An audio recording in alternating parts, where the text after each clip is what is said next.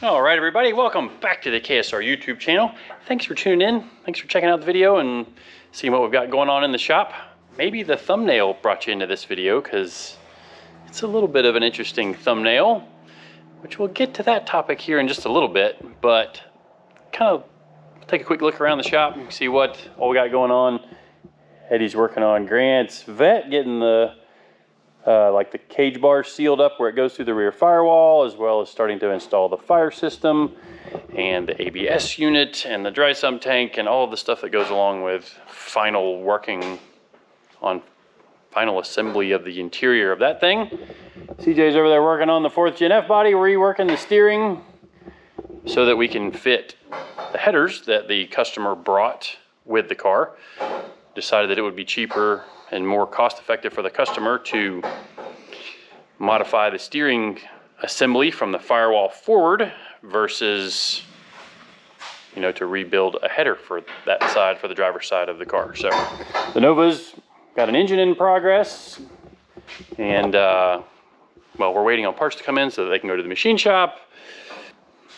How all that stuff kind of works out. But Drew and I have been working on this, well, mostly Drew, because I've been, you know, recovering from my surgery, but as I've been coming back, I've been working on making a few more bars for this, which we'll show you in just a second. And Drew's working in the trunk on some more bars as well. So let's get through the intro. See you in a second.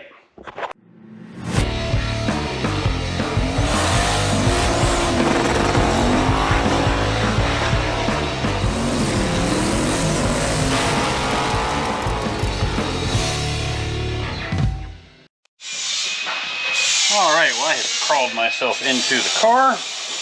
Ooh, it's getting a little busy in here. Like, I am not gonna lie to you guys. It has gotten all sorts of busy and crowded in here.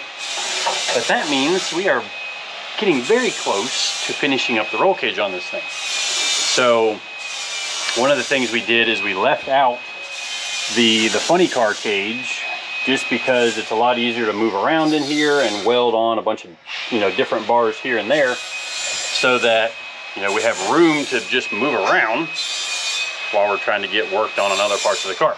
Like, for example, we welded these bars in to add some extra strength and extra support to the 4-link brackets.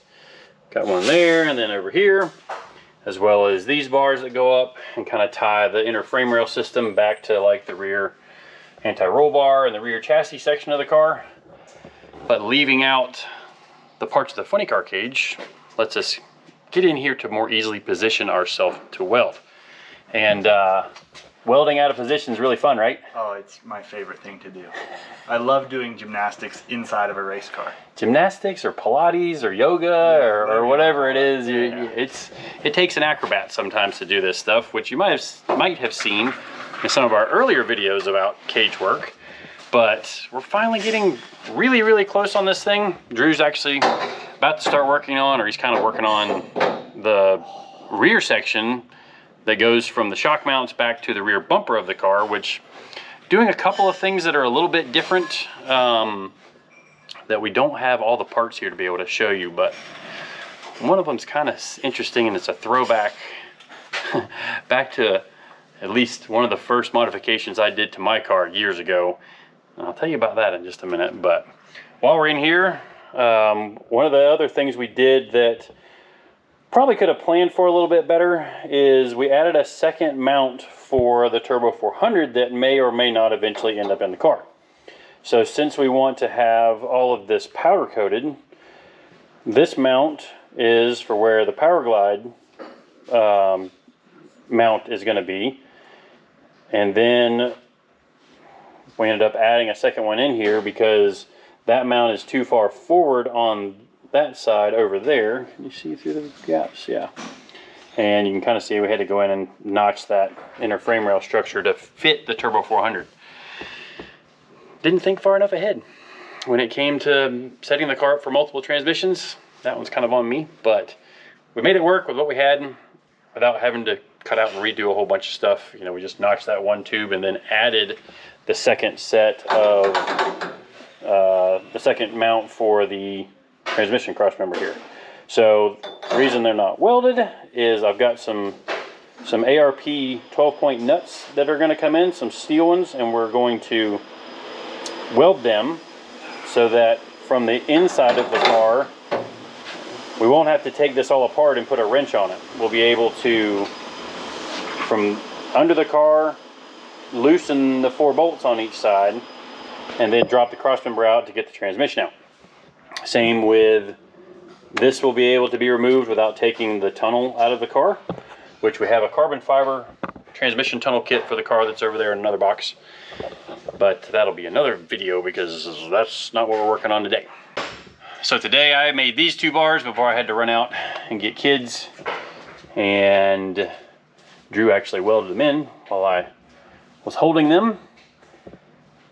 And that's, I've done the math on doing this bar, and I haven't bent that bar up yet, but I will in just a minute while Drew's working on the back of the car. So let's show you what he's doing back there. I'll do a time lapse, and then maybe by the time he's done with that, if I can stay over here working on the car and not have to go in the office or take a phone call, I'll be out here and maybe get that bar done. She's getting close. But let's show you the time lapse of Drew working in the back, and then I'll show you an idea of what we've got going on for the old school modification that this car is going to get. See you in a minute.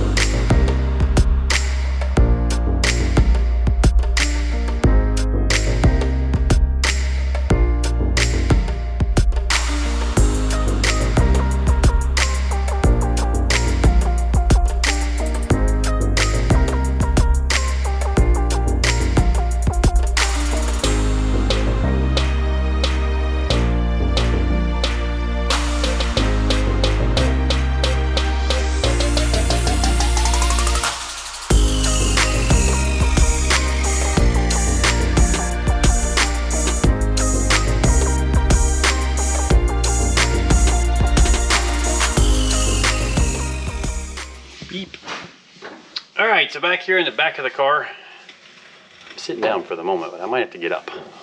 Drew's got the nicer stool. This thing is good. I'm sitting down here on the ground.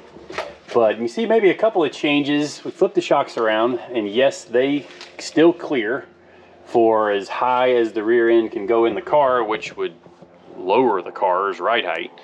All that still clears there, and the reason we did that was so that we could angle this bar down and just make it a little bit easier to fabricate like the trunk area instead of doing like an S-bend to get it around the shock. And I think that's going to work out better.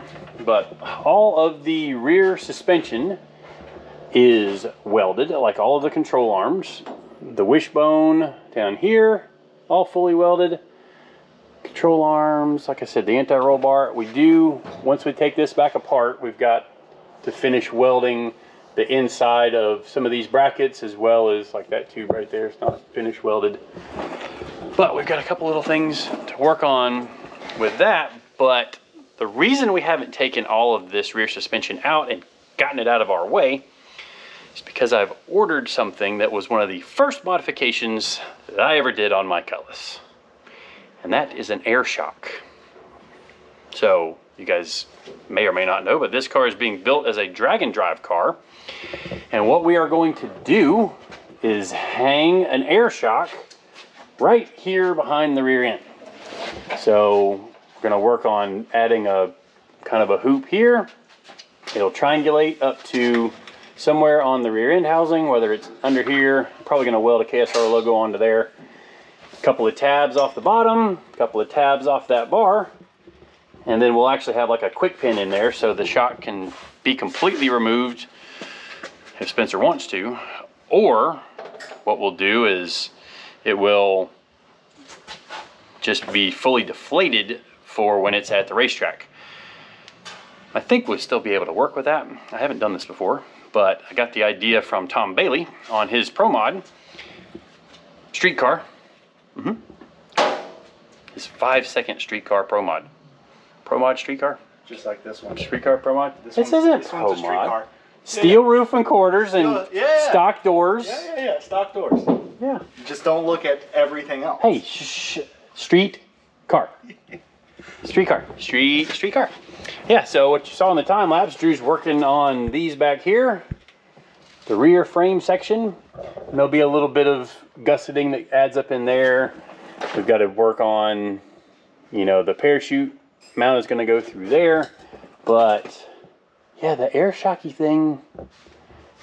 So the goal is, you know, when we put the hitch on the back of it in street mode, we'll be able to just air it up. And I might even do it through the Holley. If I want to get tricky, I might even just make it to where when he flips the switch to put it in street mode, it automatically airs up the shock, assuming that it's actually in the car. So I want to do. We got stuff to play with. You're gonna get real complicated real quick. Well, that's what we do around here. You know what's also really simple is just like the air fitting on the back of the car. Sticking on the back of the car. Yeah. But see what happens if he's going down the road and it leaks a little bit and the rear end sags. Then on one of his ice cream stops, he'll stop and just fill it back up. That's too easy. That's too easy. So, you guys saw what we talked about in the thumbnail, or at least what the thumbnail described. And these bars are going to be some of the last things that Drew does at KSR. Yep, I quit. Oh, it's like that, huh? Yeah, I'm out of here. I'm done. So, you can tell we're smiling about it. It's actually a really cool thing, and we haven't got to really show it a lot. Well, I guess we're still gonna have to go do some racing at some point. Like So, Drew, circle track racer. That's an accurate description? Yes. Dirt track racer specifically. Grandpa raced forever ago, back in like the 60s, and my dad raced his whole life, so it's in my blood. So we haven't really gotten to show that much on the channel, except for the Danger Ranger race. His car was tied up for a little while, and then they're going through it to make it better, because, you know, all race cars, they need to be gone through every now and then, and yours needs some going through. That is an understatement. That's a very much so understatement. So you guys may have seen, like, it's similar to what the Hunt the Front guys do? I mean, similar. Actually, they do have a modified. I think they just got a modified, or one of their crew guys has one. They got a bunch of cars. I can't keep up with them all. Yeah, but they race late models versus I race modifieds, but it's very similar. You'll be at the same races. Kind of, yeah. Same tracks. Okay. Yeah. Do they same late models and modified same event, or? I mean, no, not normally. Normally the stuff that they run is like World Outlaws, Lucas Oil, like big money stuff. Big money stuff. Versus I run like Saturday night shows at the local track. Gotcha. That's my thing. Well, I've been excited to go check that out with Drew, and I guess let's get out front of the car. Yes. So we can have a more professional chat. But you want to tell them where you're going? Let's go in the dyno room. Go in the dyno room? So we don't distract everybody else? Okay. So, we're going to go hide in the dyno room. We'll get to another project that's about to be on the dyno. Actually, same owner as the Camaro. This is his wife's truck that we fixed a bunch of little stuff on. But Well, I'm going to the Petty GMS number 24 truck. I'm going to be a general mechanic. He's going to work for NASCAR. NAS. Is it NAS truck or is it NASCAR? I mean, it's NASCAR, but I like saying NAS truck too. So yeah, Drew's going to be leaving us. And it's been awesome to have him here for, gosh, what's it been, a year and a half? Year and a quarter, year and a half? December 6th was my first day. December 6th of 21. So it's year and a quarter. Yeah. It'll be a year and 3 months, I think. A year and 2 months. But anyway, yeah, he's going on to super professional racing stuff. And I'm actually kind of curious to go up there and check it out. Maybe I'll be able to sneak in through the back door one day when the boss man ain't there. Yeah. Maybe a quick Saturday tour or something. Yeah, we'll see. We'll work something sweet. out. Yeah. But yeah, so he's going to be at, I think you're going to be at a lot of the races, or you're going to be more in the shop? No, so, I will be. My job specifically is like 3 to 4 days in the shop. Okay. And then I will go to the track. Like that was my one big thing, is I love being at the track. Gotcha. Like between the Viper stuff with Trans Am, or even the Crown Vic races. Yeah. I just love being at the racetrack. Cool. That's my thing. Any day the racetrack's a good day. So if you guys didn't know, that's actually how Drew and I met. Drew was a friend of Lee's. Lee was racing the Vipers. Drew got involved with that. We were already involved with it because, sometimes I couldn't bring enough people out of the shop, and Lee's always got somebody that's kind of local. How did you even meet Lee? Like, actually through my buddy Jeremy that worked on the Viper. Yep. Jeremy's like probably my best friend. Gotcha. So when he started working on that, I'm like, ooh, that looks like fun. I need to get involved. And I just wiggled my way in there. And then you started working here. Kind of the same way. I'm like, hey, Kevin, need some help around the shop? Yeah. So, well, that's the big news for this episode. And tell everybody right here, right now, wish Drew the best. And, maybe if things ever change for him, he's welcome to come back here. I already told you that, but now it's in video, so I can't even deny it. But I'm excited to see how he does in the NASCAR world. And the funny thing is, at least I think it's kind of funny, like when I was 15 years old, my family went to Hendrick Motorsports on a vacation and got a tour. It was actually a holiday, and there was like 2 guys working in the shop. But anyways, we got a tour of the shop, and when we signed the guest book, I signed it and put in parentheses future employee for Hendrick Motorsports. Obviously, that's never happened because kind of stayed local, started the business down here, and never made it out of here.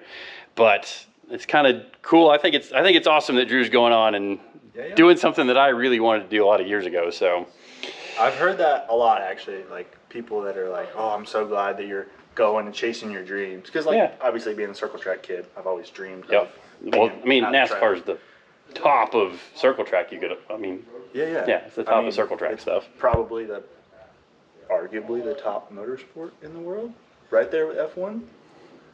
Fan-wise, I don't know. Formula One's huge. Formula One's worldwide. Global. Yeah. I don't know. It's an argument. That's an interesting thought there. Y'all weigh in on that on the comments. And everybody, wish Drew good luck for the future. And Instagram, you got an Instagram handle. So, First Gen Drew? I think it's First Gen Drew. Yeah. You don't even know your Instagram handle? I made it like forever ago. TikTok too. I love TikTok. Oh, okay. Yeah. Oh, you kids and your TikTok. You TikToks and your Insta-tubes and all that stuff. So, anyways, that was his first gen Dodge truck that was in the back that a lot of you guys saw. We were going to do some stuff with it, but now he's taking it and moving. Ran out of time. I tried to get it done, but ran out of time. All right. Well, anyways, sign off. Yes. You get to finish the video. Oh, that's too much pressure. No. Thanks for watching. Thanks for subscribing. Describing or subscribing? Just stop it. Stop it. All right? I'm nervous enough about leaving. You're not making it any better. Come back for the next video. Have a good day. See you in the next one. Yeah. Actually, the next video will be something fun we're doing for Drew's last day.